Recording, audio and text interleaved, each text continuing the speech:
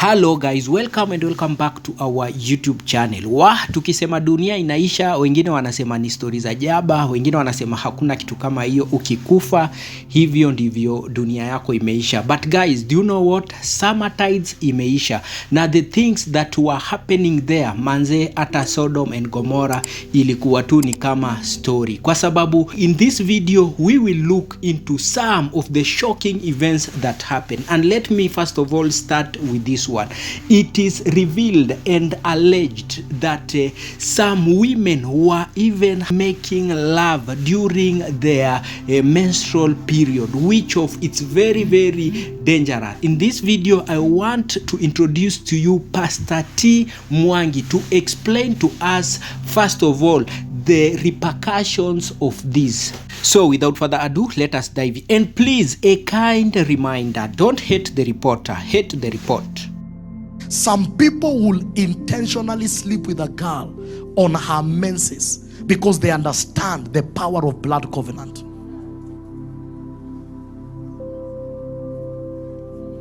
And they will casually tell you, oh, you know, when you sleep with a girl, when she's having her menses, that girl will never leave you. There is a revelation. I even had another occultic man saying that even though to wash nyota yake, and I don't know which day of our menses that blood washes the star. These rituals. Somebody say blood covenants. Am I speaking to anyone? See, ni deliverance bila kuanguka na heshima tu. Umeingizwa box na kabisa ukaingia na kabisa mukaguzisha tu damu. Saizi kabisa maisha isonge. Marriage is number 1 on your prayer list. Si watu wamalize tu kunyesha tafadhali, alafu kutakuwa na sherehe zingine mingi. Mbona uende huko manze ukiwa una alafu manze mna mess. This country needs deliverance. Na ni kama watu waogopi some of the diseases that are very dangerous to our humankind, especially during this generation. So guys, without further ado, let us also listen to this lady. Hiyo kujiaibisha, mnajiaibisha huko summer tides. We are so cooked as a generation. Because if there's one thing, let me tell you, FOMO ain't got nothing on me. Because I got a lot to do with my life. I'm booked and busy. And I'm not against having fun. I personally have been to Malindi and different parts of the coast, right? So I'm not against having fun. But why would you go somewhere when you can't afford it? Then you are at the mercies of other people. You're drinking yourself silly. People are doing whatever they please with you, to you. And you don't know. You wake up the next morning and you're like, what? Did I do that? And guess what? It's all over the internet. What are you going to do about it? And guess what? This video is not about morals, telling you, oh, be moral, because that can come off as more judgmental. No, so that is not it. This is about caring for your own health. Don't you care about your health? Don't you care about your safety? Or would you go somewhere and you don't know how you'll get back home? Why would you approach random men and ask them that if you could go to their villas? Why would you do that? Why? That is so risky. It's not about morals. It's about self-love, about caring for yourself beyond FOMO, beyond peer pressure. I'm not against having fun. I'm not against traveling. If you want to drink, honey, I don't care, okay? I'm not against going to Malindi, but the internet doesn't forget. If you want to do your own private things in the comfort of your own space with security measures, fine, but in public, the whole world is seeing your private parts. Like, I'm watching these videos and I'm like, oh, thank God I don't got FOMO. What I want to say is this: have fun, travel, live your life, but do not let one weekend become a lifetime of regret. Keep that in mind. Nasikia Telegram manze, zile video zinasamba huko, they are very scary and dangerous. In fact, by the way, even I cannot continue watching what was happening kwa ground, kwa sababu hii kitu ni very very disgusting na pia inaweza kuaffect mentally. Na I wonder why our generation is not even scared of some big diseases. Ani it's like wameamua tu kama ni mbaya ni mbaya. News reaching my desk, watu watatu washapewa ukedi uko Summertides. Yeah. And this person who is passing it around just said, sitoki huku kama sijafikisha target yangu. So ukifika Nairobi wiki ya 3 hivi in July and your fever kidogo, umeanza kuchungulia dirisha. Come on, niliwaona, sio? I swear hiyo Summertides nilikuwa niende. Lakini nimekutana na TikTok video mtu anasema kazi yake ya kwenda huko ni kuwapea HIV. Nikasema I will not be attending. That's the only reason. Nilikuwa hata nishanunua ticket, nimeshika hata SGR ya back and forth. Yeah, it's just that one little thing. The funny thing with our current generation is that wale watu wana bebanga Bible or those people that wana preach around, ama wale watu wanasemanga Jesus Christ is their personal savior, the current generation inaona watu kama watu wamepotea, inaona watu kama ni watu wenye hawako sawa kiakili, they are not okay mentally. Ani imefika point whereby a good is turning to be evil and evil is turning to be good. So guys, najua hii story haitabamba wengi, but I just want you to listen to this young man. Najua wengi watasema this guy is possessed, is not okay mentally kwa sababu ako in Christ. But without any further ado, let us listen to this young man. Going around having sex with everyone does not make you a better person. In fact, it destroys you more than the pleasure that you may feel for that few moment that you have. We mdem, kama umezoea kuchapa na machali,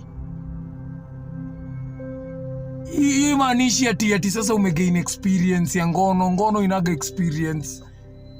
Sex is very spiritual, very very spiritual.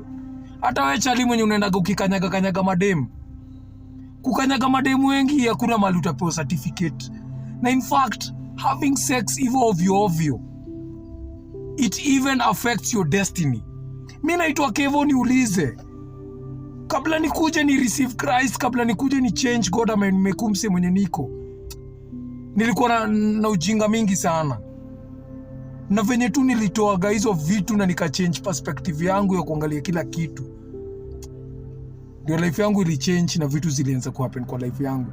If Joseph had sex with the Potiphar's wife, he would not have become the second in command in the Potiphar's government. He was the second in command, the governor. If only angeteremsha tu hizo pants zake chini hivi, hangewahi kuwa. So watu wengi hawakuagi zile vitu zenye wanaweza taka kukua juu walishaji intoxicate na watu wengi sana na aina mingi sana za ngono. Sasa najua kuna jamaa alikuwa na watch hii video ikafika kwa hiyo part akaenda mitini, kwa sababu by the way siku hizi watu wapendi kusikia ukweli. Siku hizi ukitaka kutufurahisha, we kuja na uongo, kuja na stories zinatubamba ndio life ibambe, kwa sababu siku hizi stories za Christ imekuwa ni kama ni stories za jaba, and it's very risky and time will tell. But the good thing is that everybody knows what is right and what is wrong, but people have just decided to live their life, but consequences are always at the door. So guys, let us also watch this video. Hello, I hope mlienda huko na mkupima ukimwi na macho, si ndio? Nimekuwa nikiwaimbia hapa, msipime ukimwi na macho, msipime ukimwi na macho. I hope hakuna mtu alikudanganya ati mimi niko sawa, kwani you don't trust me? Hebu niangalie nakaa mgonjwa my friend. I hope hukupima ukimwi na macho kama ulienda Summertides. Na sijui Summertides ilikuwa for how long, cause ilikuwa ni jana. Msipime ukimwi na macho, shikeni masikio. Hata uone ni mrembo aje, uone ni mcute aje, usimpime na macho. Usiangalie mtu hivyo useme huyu ako sawa hana ukimwi, utakuja kulia. Kitakuramba. Talking of kitakuramba, wacha mzungu aongeleshe kuhusu history. People show up to a sex party.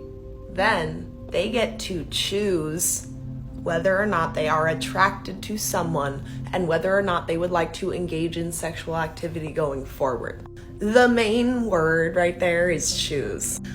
When you walk into the door of a sex party, a sex convention, a sex toy store, you are not giving someone blanket consent. Consent does not start then. Consent starts when you start engaging with the person and they verbally or with their body language indicate to you that they want to engage in something sexual. The fact that you in your mind have decided this is a sexual situation is not enough consent for that to start. And I don't understand. I'm really sorry that I don't understand how people don't understand this. So that's why maybe I'm coming off a little rude, but it blows my mind that people still don't understand this. Consent does not start when you start thinking something is sexual. Consent starts when the other person also has indicated to you that they want to be engaging in this. And that is the huge mistake that most, men make, is that as soon as they get turned on, they're like, oh, it's going down. It started. Oh, the consent has started. And that's not how it works. And that's why the world is scary to us, because it really scares me that I've gotten hundreds of comments like this. And some of them are from people that genuinely seem like they don't understand. And I'm sorry, but that really scares me that there are so many people walking around in the world who don't understand basic consent. It is very, very scary and sad to see how our young people, young generation are living life recklessly, and they doesn't even care if they will be infected with some scary diseases. But this is our life, and this is our generation. All in all, may our good God have mercy upon us. So guys, thank you for watching this video, and please, if you know you are new here, kindly don't hesitate to be part of us by subscribing to our YouTube channel. And to our returning subscribers, thank you, and thank you very much for always showing us support through either liking, commenting, and even sharing some of our videos. So guys, bye bye, and let us meet in the next video.